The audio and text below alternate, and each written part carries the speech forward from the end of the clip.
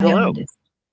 And we are recording. So for those of you who are watching this, like whenever, my name's Noreen Dorman. I'm a South African-based editor and author and general dog's body who's been in the publishing industry for dog knows how many years. And we are talking about world building today. And I'm in a really, really good spot right now to talk about it because I'm actually world building right now. So I've got a lot on my mind. And to give a little bit of background, this is going to be about fantasy world building and sci-fi world building, and also sort of world building for magical realism or even just real world building.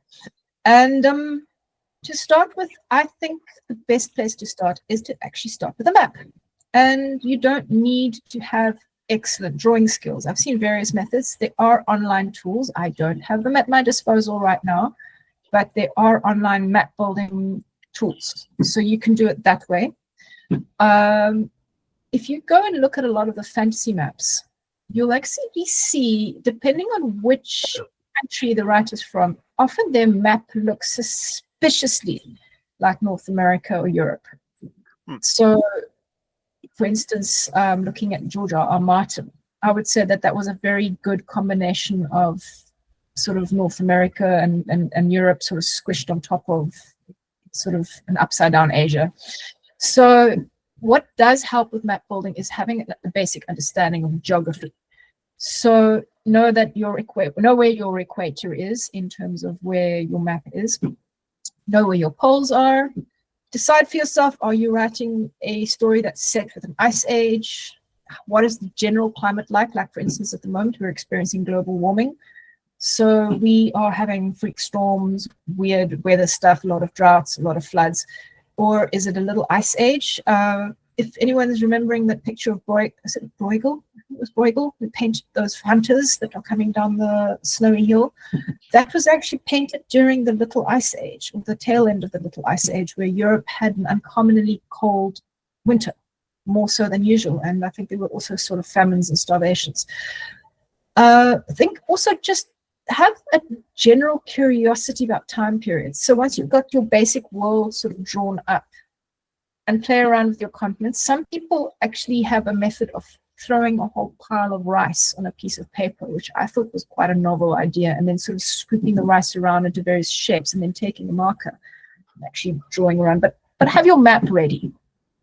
Decide where your map is. Are you doing a huge world map, or are you just going to do like sort of like a continent? So know where your equator is, know where your poles are. If you're going to have a tropic involved, of course, is it the Tropic of Cancer or Capricorn? I can't remember which it is, but the tropics, there is also sort of like a weather thing happening there. Then think about also general climate. So I live in a Mediterranean sort of area. Lisa also does, if I'm not mistaken. So which means we've got hot summers with droughts, and our winters are generally quite wet. If you are living inland, you might even see snow. Clay will probably see a hell of a lot of snow, I think. And he enjoys traveling very much. And Jess, you see a heck of a lot of snow as well, don't you? It's changed actually in the last, I don't know, 20 years. When I lived here in the 90s, I know it's snowed more, but it's not as snowy as I think it should be. So yeah, so as one of the things that I do in my work is I get to look at a lot of books that are sort of sciencey, and I've been giving myself the bejesus lately of scares because I was looking at a lot of graphs that are showing how the world, how our average mean temperature has basically been just going up incrementally. So anyone that tells you global warming isn't a thing, they're lying and their pants are on fire, and those things do affect us. Whether we are going to go into another ice age because of weird things going weird, dog alone knows. But as I said, think about what it was like for the people in the story now and maybe a few years before. Also, climates tend to fluctuate. So think about the macro things. Where are your people? Are they in a situation where the magic, if it's a magic wielding society, has actually negatively impacted the environment? So I know Adam was writing a story where magic was going completely rogue and having actual effects on the weather. If you're writing a science fiction book, you might have it sort of based on our world, maybe in 200 years' time, where we're living in this post-apocalyptic wasteland where there's barely a scrap of water available. So sort of Mad Max style. So where science has completely gone bonkers. I've recently read a book that was set on Mars, which was actually fascinating. I didn't realize that, but the dust on Mars is actually toxic to humans. I had no idea. So everybody's living inside of domes, and there's a huge process of sort of cleaning all your clothing off once you come out from being outside, because when you've been exposed to the Martian atmosphere or the dust, you can actually get quite sick from the dust. I had no idea. And also the other things of like, what food do people eat in situations like that? What grows? So that brings me to the other thing, is like, once you've got your basic idea of where the continent is that you're designing and what the general climate is, like for instance, if you're living in, what I love about Europe and Asia is that there are these horizontal belts almost in everything. I mean, you've got like a whole section that's like deciduous forest, which is like the Black Forest in I think they call it rainforest. The whole of British Isles used to be rainforest. And people, the whole like Little Red Riding Hood of the little village that lives in a little clearing in the forest with the wolves and the bears and everything else that around you, that was a very real reality for people, and especially for the people in the Black Forest in Germany. And I think, Jess, your area used to be heavily forest, I'm sure. So the deciduous forests, there obviously the trees lose their leaves during winter, there's snow, the bears hibernate, the rabbits hibernate, birds fly away to the south. People will be living off what foods they've managed to preserve, whatever firewood they've managed to keep. Everybody's inside, keeping warm. Usually the last bit of food at the end of the winter will be the last shriveled rutabagas that have been dug out of the root cellar. And people will be very, very hungry. If you're living with people that are living more in alpine sort of situations, there it's once again very, very different as well. Pine trees. So you've got a whole totally different fauna and flora. The people that are living up in those areas as well, I think there's also a lot more, I think, goats and cows. They've got those alpine pastures, but the animals will all be brought into the lower pastures and be kept in. And also the winters, they're very, very, very harsh. So that will also affect your society. Now also decide for yourself, are the people that you're dealing with, are they a matriarchal society? Are they patriarchal? Are they egalitarian? Do they have a king? Are they ruled by a theocracy? You start playing around with those ideas. Like, for instance, you can argue that the ancient Egyptians were basically a theocracy because they were ruled by a god king who was basically the high priest or the son of the god. And he was like this figurehead who had his council, but he spent his whole time. I think the pharaoh's job description was often, my job description is pleasing the gods. But, you know, I mean, although you did get pharaohs like, what was that man's name again? Thutmose III, who was the cousin of Queen Hatshepsut. He was quite warlike, and he did go off and, you know, bopped people on the head and took their wealth. But you also get kings like Akhenaten, who got annoyed with the priesthood because the priesthood got very powerful. So he took away all their power and made himself a new city and played God King for a while until everybody got annoyed with him and he vanished and the old priesthood set up their temples again. So this is where I also say to people, look at your favorite cultures as well for inspiration. I obviously love Egypt, so I will sometimes bring in a lot of Egyptian themes and work with that. I've also seen recently a huge rise in stories that are based on Slavic mythology, and that's always lovely to see because invariably there's a forest, and I love stories with forests. So you'll see, yeah. Dune, for instance, everybody loved, well, I don't love Dune, but that was very much sort of inspired by desert sort of nomads and stuff like that. And I'm trying to think of some of the other stories. I mean, like, obviously, I'm a huge Lord of the Rings fan, and Lord of the Rings kind of set the tone for a lot of fantasy there. But if you dig into where Tolkien got all his stuff from, he was very, very influenced by all the ancient Norse and also, to a degree, the Arthurian myths. So you'll see a lot of sort of common ground there. And his whole raison d'etre for bringing in the Lord of the Rings, or incorporating it the way he did, is that he felt that the English culture did have a myth that was strong enough. Because I think, if I'm not mistaken, the King Arthur myth was originally French. I can't remember. I might be getting my wires crossed. But he wanted something that was quintessentially English. And of course, that then set the template for a lot of fantasy that we saw coming up. Terry Goodkind. Was it Terry Goodkind? Who wrote the Shannara books? Frick. I don't know. Terry Brooks, I think. I get Terry Brooks and Terry Goodkind mixed up. But for instance, the first Shannara book, I read it yonks ago. And I felt that it was very, very derivative of Lord of the Rings. And in fact, I could actually take one character here and one character then go, oh, that's Aragorn, oh, that's Arwen, oh, that's Frodo. And I could actually sort of make those correspondences. And why that book was written, I think, is that the publisher said, oh, we want another book like Lord of the Rings. So he literally took that as a template and went wham, bam, did that. So I have just finished reviewing The Priory of the Orange Tree by Shannon, no, what's the woman's name again? Samantha Shannon.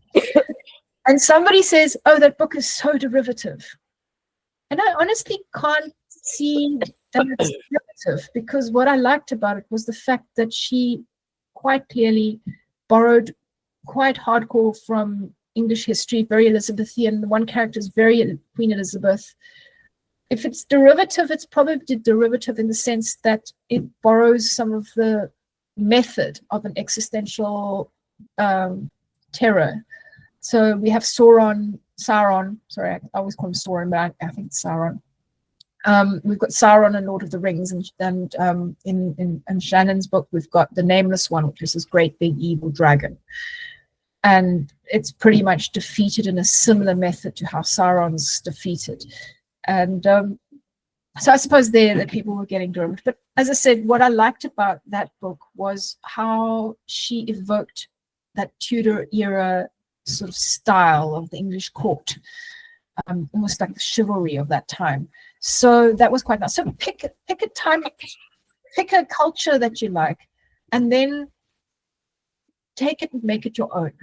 So even if you smush things together, I mean, like, I know how my husband, when he works on the film stuff, when they have to create a culture completely from scratch, like I think one of the things that they did for one of the Witcher ones that they worked on, they took Ethiopian culture and they mixed it with Mesoamerican, and they smooshed the two together to get that kind of weird synthesis between the two styles. So with your culture that you build, make it your own.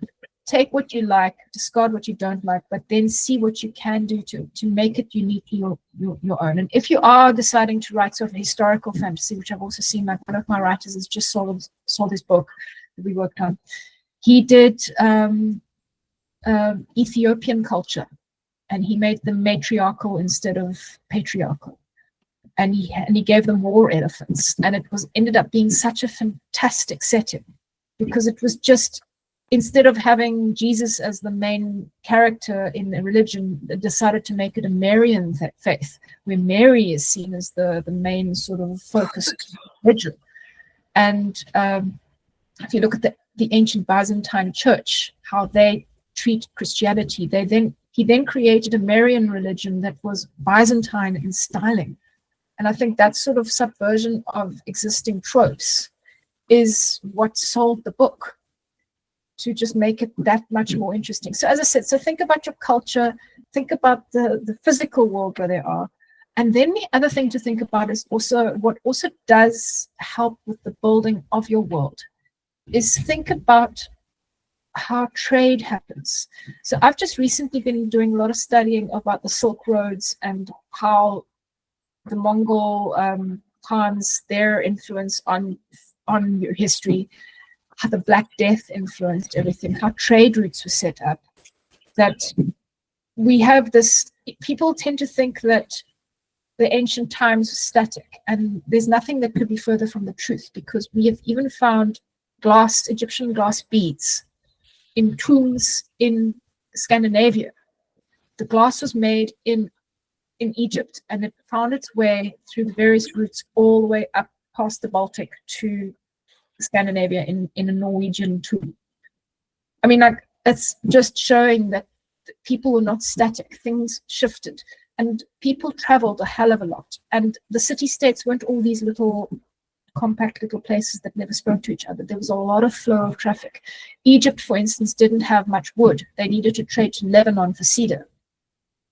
But they didn't actually physically go there, but they might go as far as Cyprus in the middle of the Mediterranean, where they traded with merchants who went to Lebanon. So they were trade hubs. So think about your world where the trade hubs are. If you think about our world where the trade hubs are, Venice, for instance, was a big one. Greek Isles as well. Huge trading happened there, especially when you've got a maritime culture that's on ships.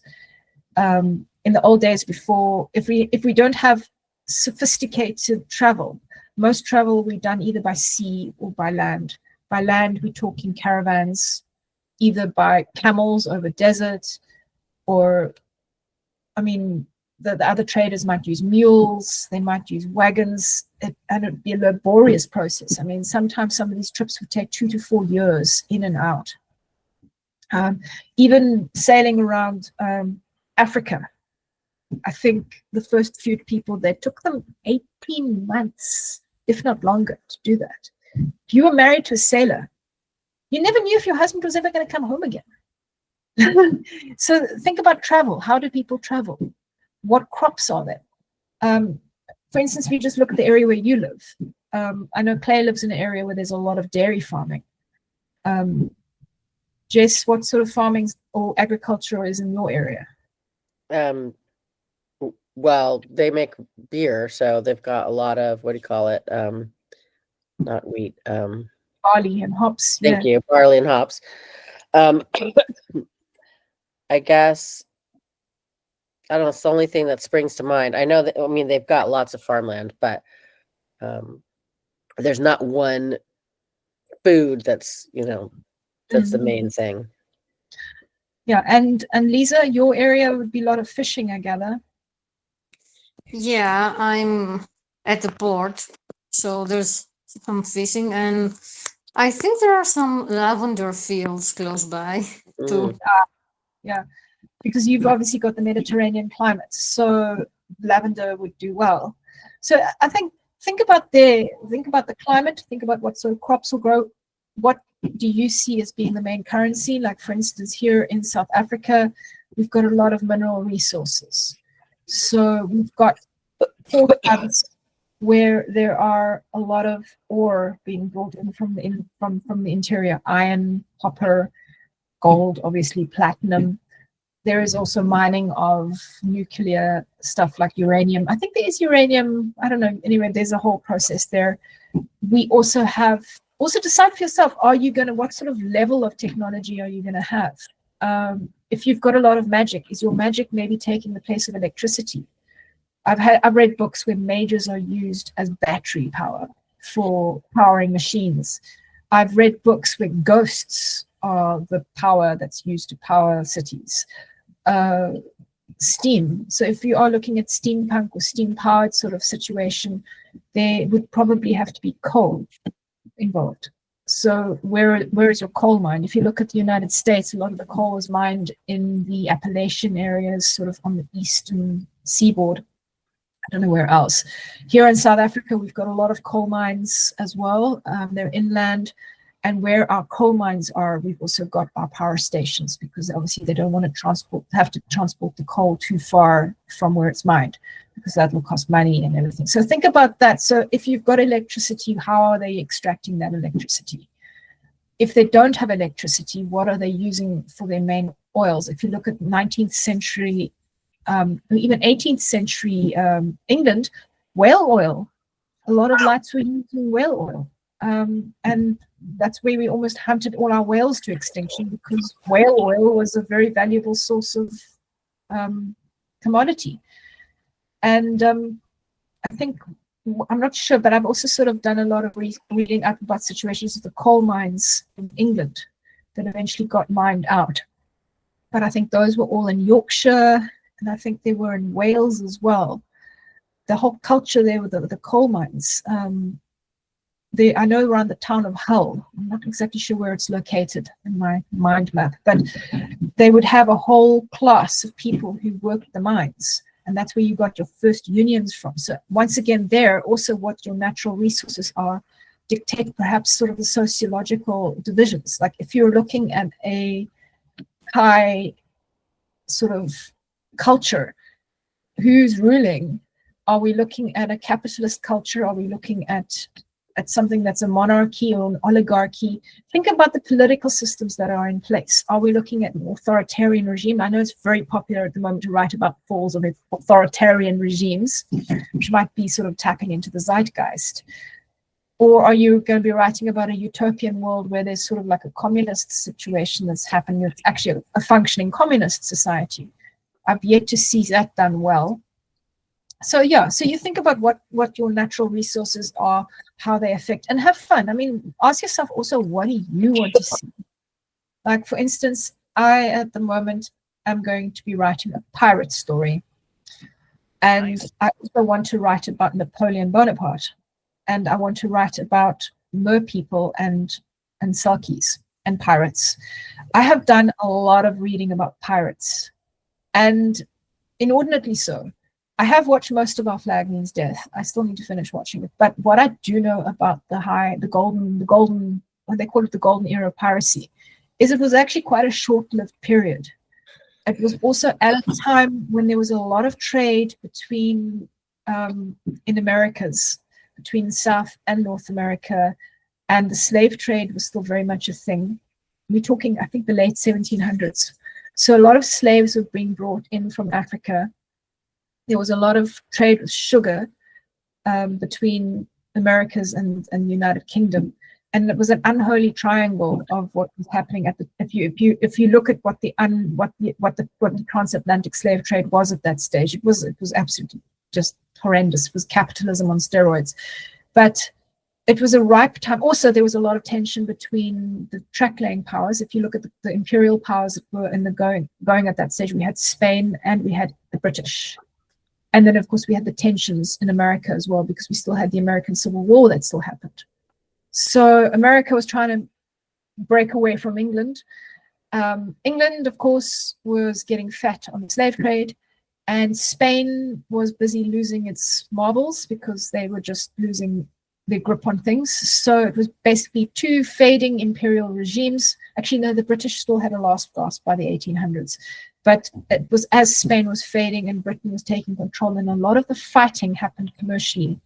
We had either pirates, we had privateers.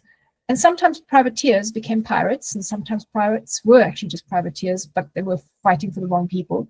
And they were basically, the pirates were either just taking advantage of whomever they could get hold of.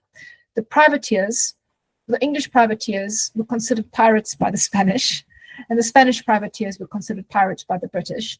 And it was a complete mess. And most of that mess all happened in and around sort of Caribbean and also up and down the coast of America. So it's a fascinating time period. It didn't last very long. And there were some interesting social experiments that happened at the time. If you look at there was the Pirate Republic that was set up briefly. I think they were in Madagascar, of all places. It was ill-fated.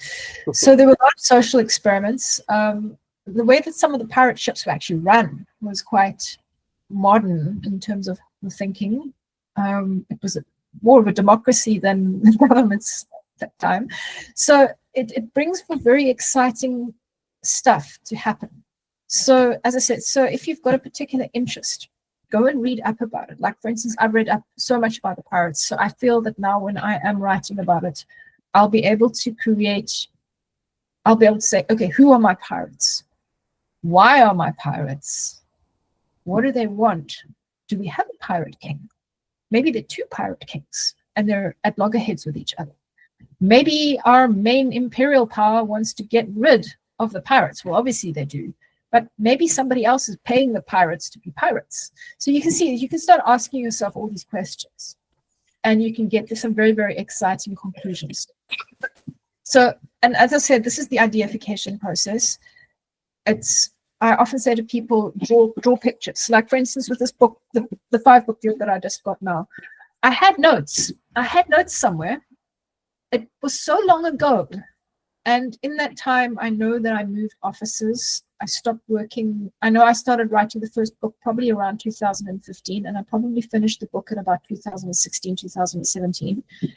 And I lost all my notes. And this book sat on my hard drive, and I put it out on the query mill. I did all the agent query with it. Nobody wanted it. I did publisher query here in South Africa. Nobody wanted it. No other publishers wanted it. And I basically gave up.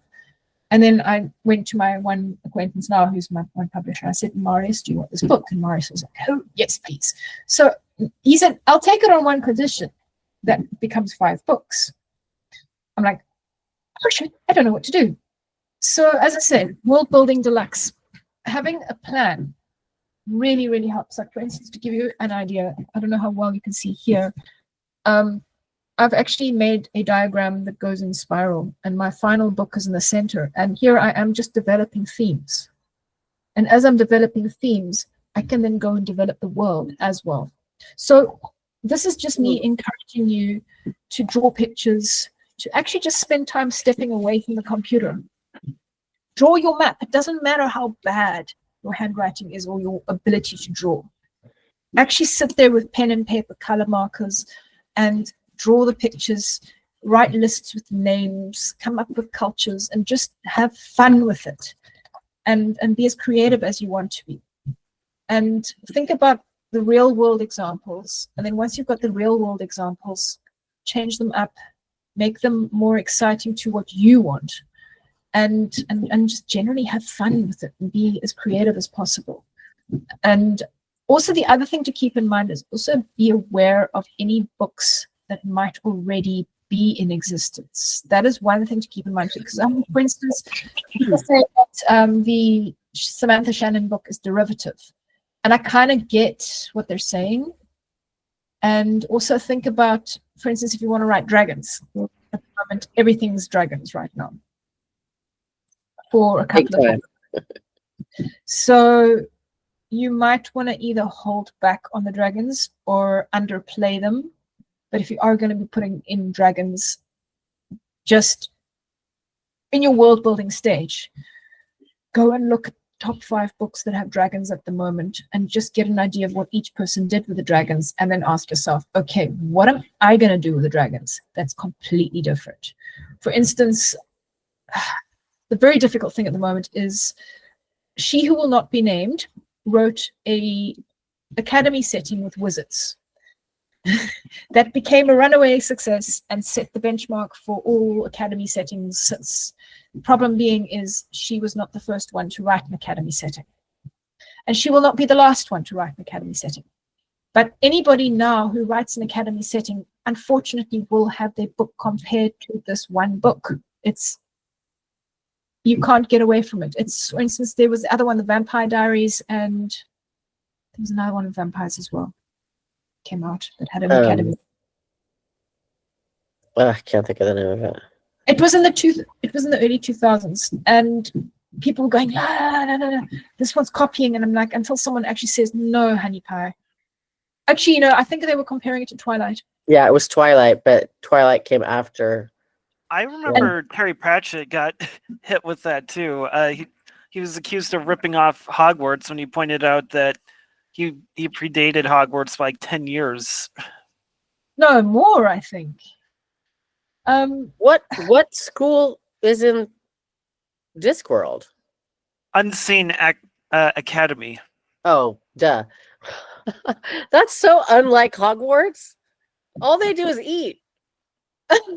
Yeah, I have an academy in my setting too, but it's more like just a regular college with like a magic wing just stapled to it, and it's underwater. So, as I said, be aware of any books that are out there that are similar to. Just be aware of it, and look at the most popular ones, and then just try to just subvert it. Unfortunately, for all these people that say, oh, it's a copy or whatever, there is not a single original story out there in the world. Everything is going to be derivative of something at some point or another.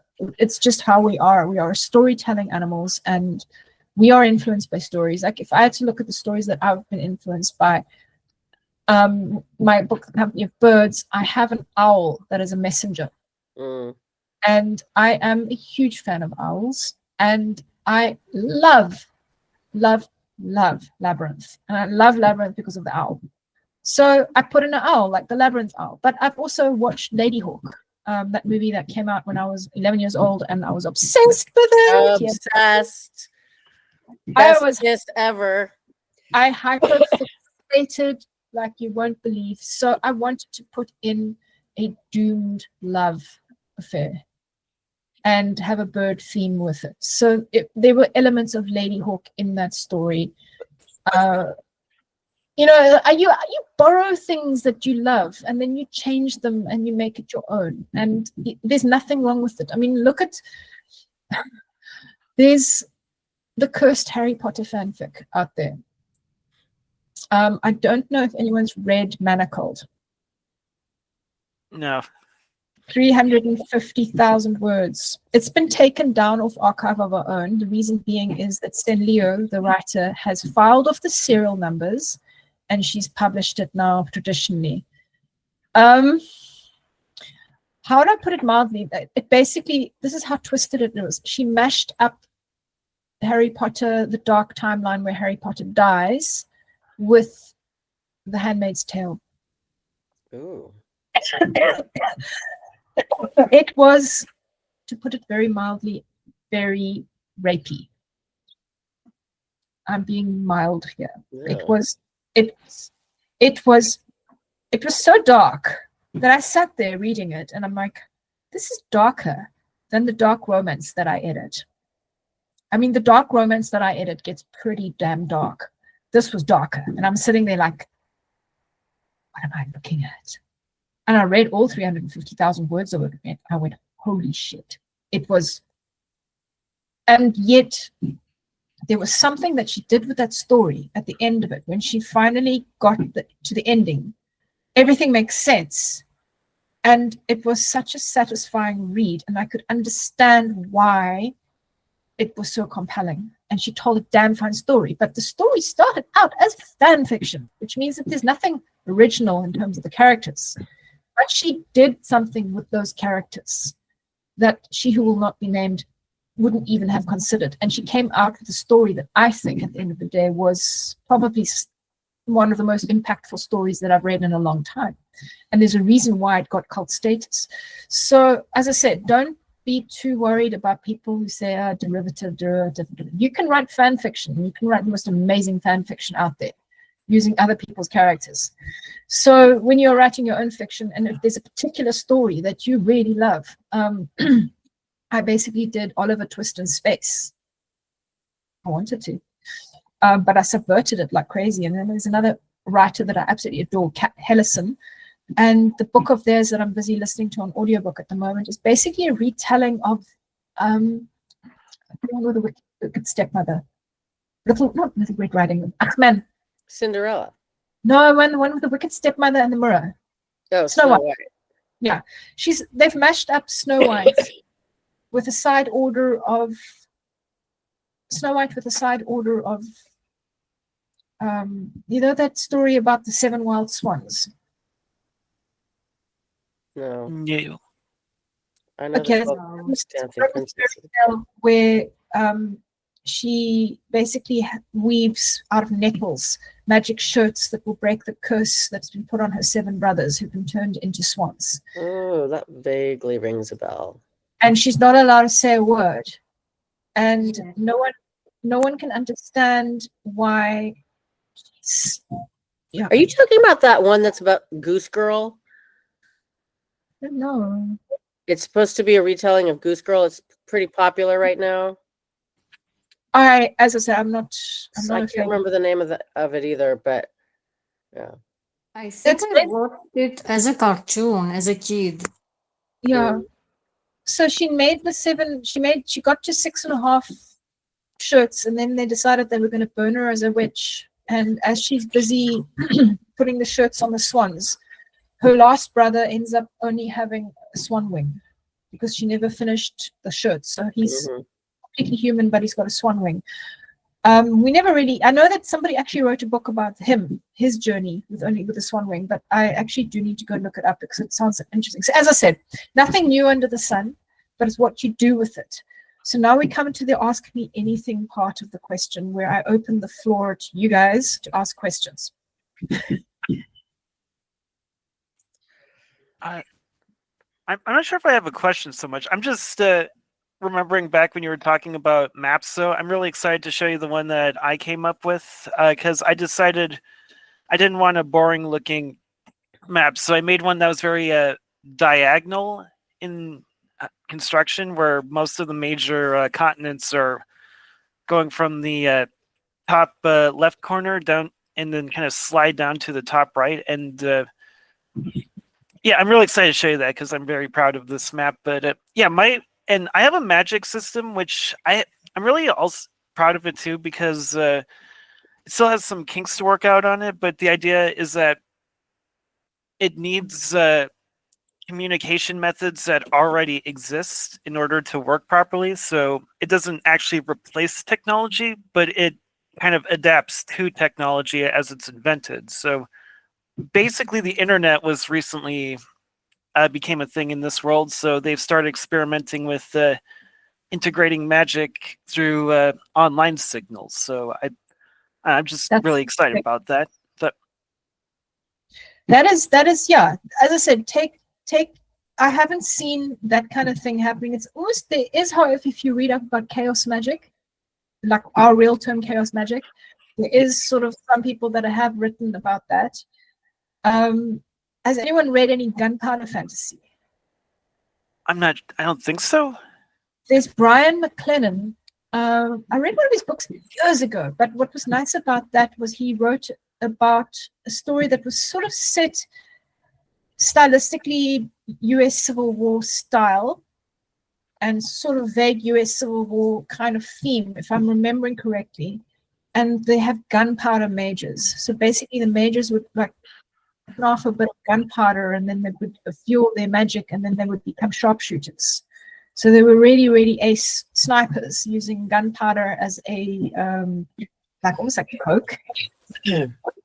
So it was that kind of weird kind of thing. So I know my friend Kat, they had a story where you got magic from grinding up stone called scriv, and then you would schnauf the scriv like people would schnauf cocaine, and they would be able to do magic. And what was going wrong in the world is that the scriv ores were running dry in the mines, so they didn't have scriv anymore. So they were now literally grinding up unicorn horn as a substitute and breeding unicorns specifically for that. And as they were breeding unicorns more and more, the unicorns were becoming not so magical anymore. So the whole society that was leaning on being able to create an ability to tap into magic with this powder was crumbling, because now they no longer had access to the powder, and now we had anti-magic people that were invading.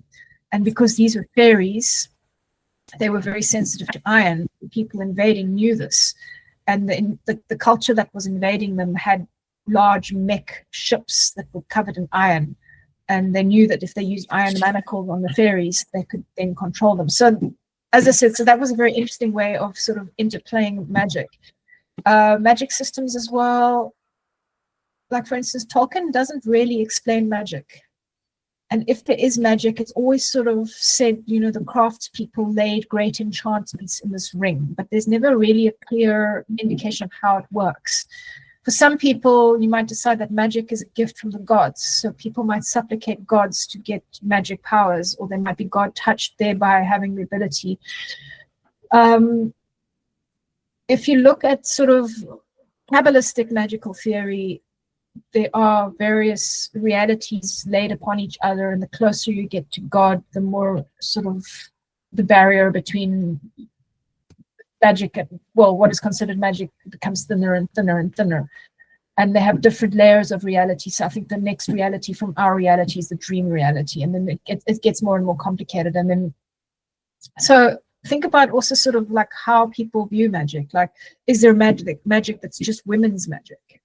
And if there is just women's magic, what does it look like? I think Ursula K. Le Guin had that in the Earthsea books, where there was a definite difference between women's magic and men's magic.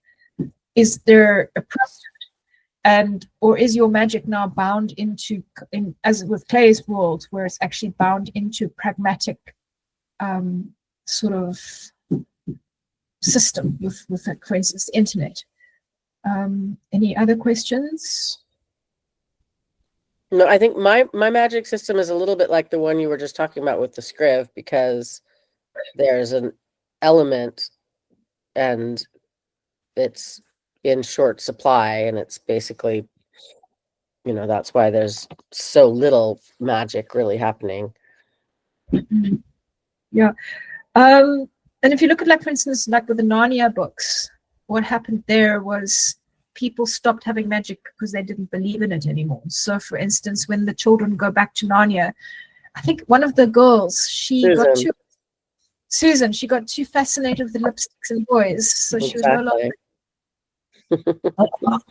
patriarchy. Anyway, so yeah, so there was a book called The Iron Dragon's Daughter by Michael Stenwick, if I'm not mistaken, where the whole way that the girl there was like a young girl was basically chosen to fly the Iron Dragon, which was basically like a mechanoid airship in the shape of a dragon, but it was all based on the fact that she had to be a virgin. So magic was tied into a woman's sexual purity.